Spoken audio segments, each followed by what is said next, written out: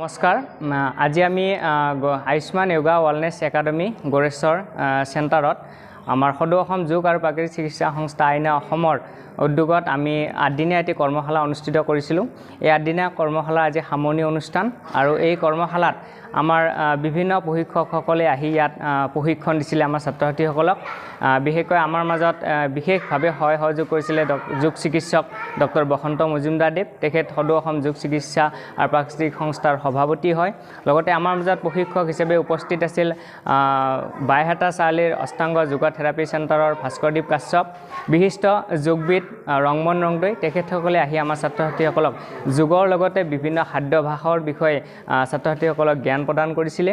গতিকে আমাৰ এই উদ্দেশ্যত হৈছে যে আমাৰ ছাত্ৰ-ছাত্ৰীসকলক শাৰীৰিক, মানসিক, নৈতিক আৰু আধ্যাত্মিকভাৱে আগবাঢ়ি নিব পাৰোঁ, যাতে সৰ্বাংগীন বিকাশ হয়। বৰ্তমান সময়ত দেখা পাইছোঁ ছাত্ৰ-ছাত্ৰীসকল খুব উচ্ছৃংখল, বিভিন্ন মানে এডিক্টেড, বিশেষকৈ মোবাইল এডিক্টেড বা বিভিন্ন ডিজিটেল মিডিয়াত এডিক্টেড হৈ ছাত্ৰ-ছাত্ৰীসকলৰ মনৰ একাগ্ৰতাবোৰ ভংগ হৈছে বা অশান্তিৰ সৃষ্টি হৈছে। অভিভাৱকসকলে নিজৰ ছাত্ৰ-ছাত্ৰীসকলক বহুত সময়ত সমস্যাত ভুগিছে। গতিকে সেইসকলৰ পৰা পৰিত্ৰাণ কৰাৰ ক্ষেত্ৰত আমি যোগাৰ জৰিয়তে আমি নিশ্চয় তেনেকুৱা ছাত্ৰ-ছাত্ৰীসকলক কিছু পৰিমাণে হ'লেও আমি সুন্দৰভাৱে আগবঢ়াই নিব পাৰোঁ। সেই উদ্দেশ্যৰে আমাৰ এই আয়ুষ্মান যোগা ৱেলনেছ একাডেমি প্ৰায় আজি 2-3 বছৰ ধৰি আমি কৰি আছোঁ ইয়াতে।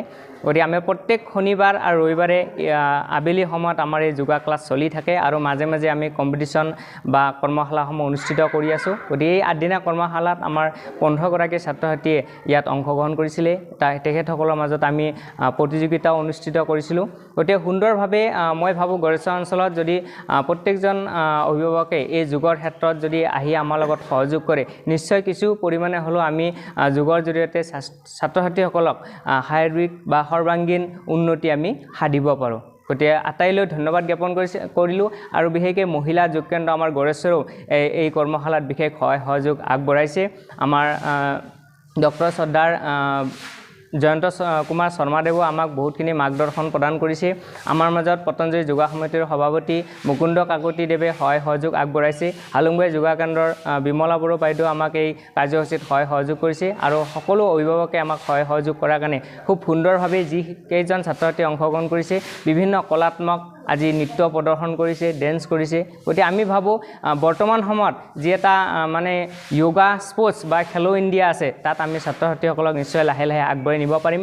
তাৰ কাৰণে লাগিব অভিভাৱকৰ চেষ্টা আৰু ছাত্ৰ-ছাত্ৰীসকলৰ নিষ্ঠা বা একাগ্ৰতা থাকিলে নিশ্চয় আমি সফল হ'ব পাৰিম। তো আটাইলৈ ধন্যবাদ জ্ঞাপন কৰিছোঁ আৰু যিসকল আমাৰ সংবাদদাতা দাদাসকল আহি আমাক ইয়াত সহযোগ কৰিলে তেখেতসকলক ধন্যবাদ জ্ঞাপন কৰি মই সকলোৱে সুস্বাস্থ্য দীৰ্ঘায়ু কামনা কৰিছোঁ।